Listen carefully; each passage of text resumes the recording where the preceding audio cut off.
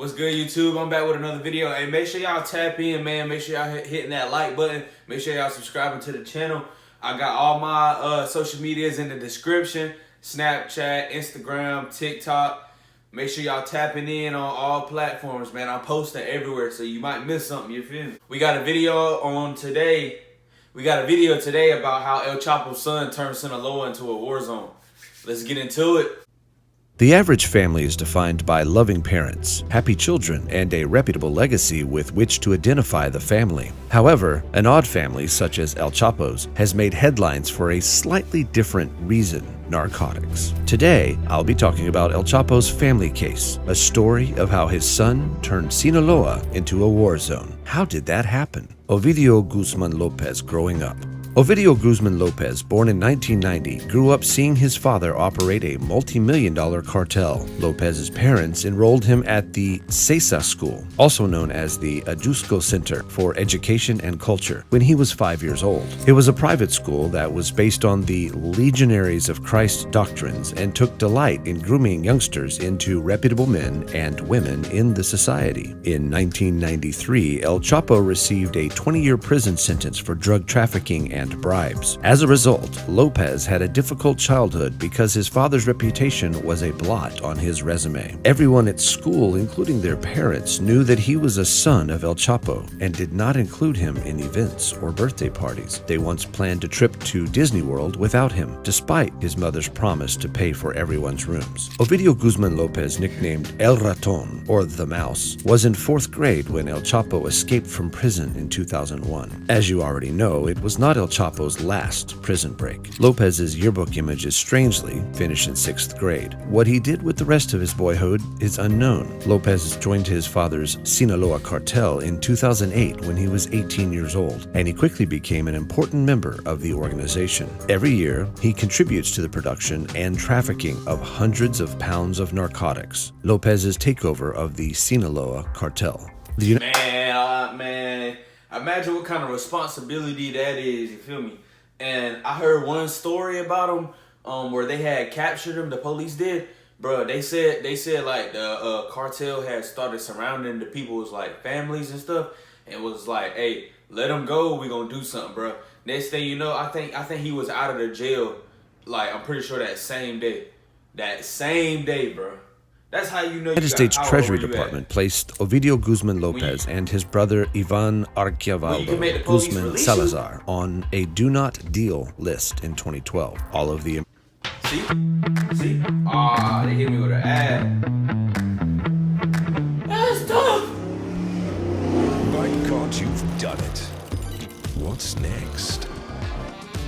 American assets were immediately frozen. The two brothers were unable to legally conduct business with any U.S. citizen. The walls appeared to be closing in. After more than 13 years on the run, their father was apprehended 2 years later. El Chapo's second arrest was orchestrated by the Mexican Navy, and he was apprehended on February 22, 2014, in a beach resort in Malzatan, Sinaloa, only for him to organize a successful prison break the following year. Nonetheless, Lopez and his brother, Jes Alfredo Guzman, as well as certain cartel associates such as Ismael Zambada Garza, had already taken control of El Chapo's cartel operations. The cartel grew in size and began trafficking Colombian cocaine to the United States, alongside Mexican-grown cannabis. Because of their expansion, the cartel grew richer and made millions on a regular basis. On January 8, 2016, El Chapo was arrested again, a year after his son, Lopez, was arrested but later released. Ovidio Guzman Lopez was arrested in Mexico for money laundering charges but subsequently released. However, the drug kingpin himself was apprehended in Los Miques, and the Mexican government was not prepared for a third dance. So, he was extradited to the United States on January 19, 2017. El Chapo was in court to defend himself against a 17-count charge. Despite having the financial means to hire the best lawyers, he was unable to get out of this one, and in July 2019, he was sentenced to life in prison. Meanwhile, back in Mexico, Lopez and and his brothers used the earnings from their cocaine and cannabis activities to diversify the Sinaloa cartel's portfolio. They soon began acquiring significant quantities of ephedrine, a vital ingredient in the production of methamphetamine, from Argentina. According to most reports, Lopez and his brothers expanded the operation by constructing over 10 new illegal labs throughout Sinaloa to process the substance into crystal meth and begin distributing the finished product to criminal distributors in Mexico, the United States, and Canada. The organization was doing well and producing millions of dollars. However, in 2019, the U.S. government charged Ovidio Guzman Lopez with conspiracy to distribute methamphetamine, cocaine, and cannabis for trafficking into the U.S. While Lopez kept going, his father's imprisonment in July seemed to signal the end of a dangerous cartel reign.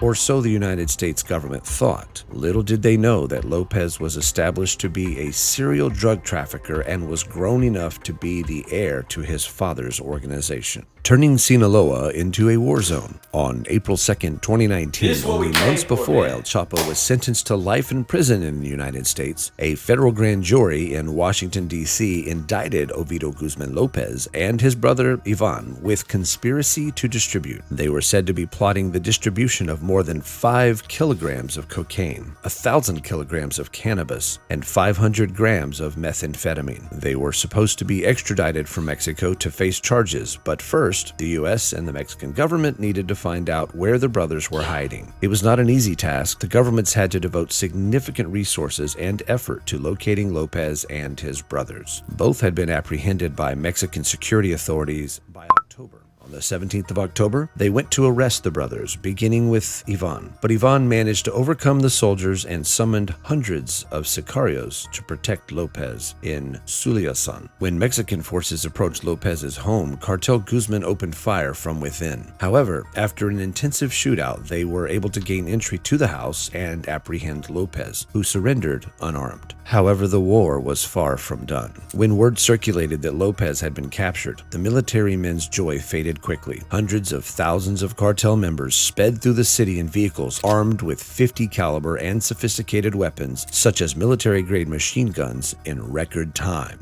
Members of the cartel started setting cars on fire to block important crossroads, shut down the airport, and seized government buildings. As if it wasn't enough, they proceeded to free scores of other imprisoned traffickers. Throughout Mexico's history, they had never witnessed anything of this size. It appeared that Mexico's own security services lacked the capability to fight a cartel. With all the gunpowder the Mexican military possesses, the Mexican police are attempting to put a stop to the violence. According to an international observer, Mexican authorities were obliged to release Lopez Guzman. El Chapo's iconic escape from the Altiplano prison would most likely be at the top of the list, with the Lopez incident following close behind. One thing to take away from the Lopez incident is that if any force is going after someone in the Sinaloa drug cartel in the Sinaloa capital of Culiacan, you must play smart and execute a long-term plan. Even after the drug lord surrendered, an army prepared to combat war and breach criminal defenses were forced to surrender. The mayhem in Culiacan, which has long been a bastion for the Lopez Sinaloa gang. Bro, he just slid down the stairs, bro. What's going on? Is this nigga a ninja? But first of all, why he keep saying Culiacan? I thought it was Culiacan, Mexico. Why he saying it like that? And maybe I'm getting it wrong. I don't know.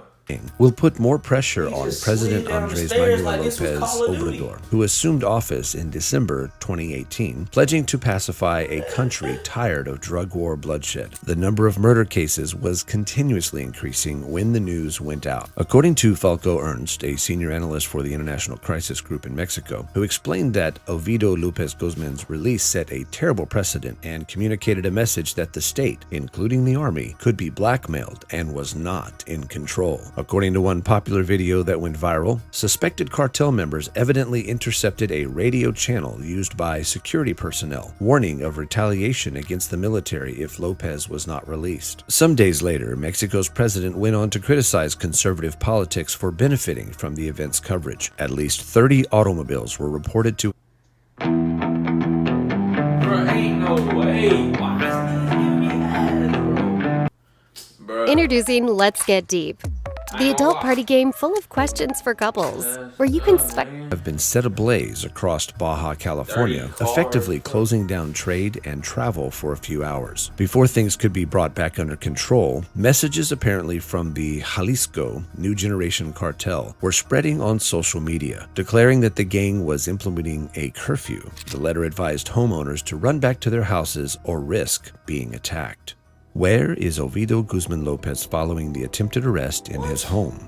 Mexican President Andrés Manuel López Obrador defended his decision to release Ovidio Guzman Lopez by claiming that it was done to safeguard citizens. According to media sources, he stated, "You cannot fight fire with fire." He explained that they do not want death and that the nation cannot afford to go to war over the issue. The apprehension of a drug kingpin cannot be more valuable than the lives of Mexican citizens, the president explained. While El Chapo is still serving a life sentence plus an extra 30 years at Colorado's ADX Florence Supermax prison in the United States, the whereabouts of Lopez Guzman, Ivan Guzman, and Ismael Zambada Garza continue to perplex both Mexican and American authorities. The U.S. government, according to media sources, has offered a $5 million reward for relevant information that would lead to each of their arrests. However, according to local media and the U.S. Department of State, Lopez's popularity and ruthlessness have grown. Lopez Ovidio Guzman has continued to supervise the Sinaloa cartel's meth activities, moving millions of dollars in meth every month while ordering the assassination of competitors or people suspected of being government informants. And shortly before Christmas 2021, he organized a massive outdoor event in his city, Culiacan, where he raffled out 8 new cars, distributed bicycles and household appliances, and provided toys for kids who live around the area, all having his father's initials inscribed on them. Thank you for watching. If you enjoyed the video, kindly give it a thumbs up. Man, I ain't gonna lie.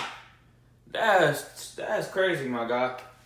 Hey, man, make sure y'all hit that subscribe button. Make sure y'all hit that like button, and I'm gone.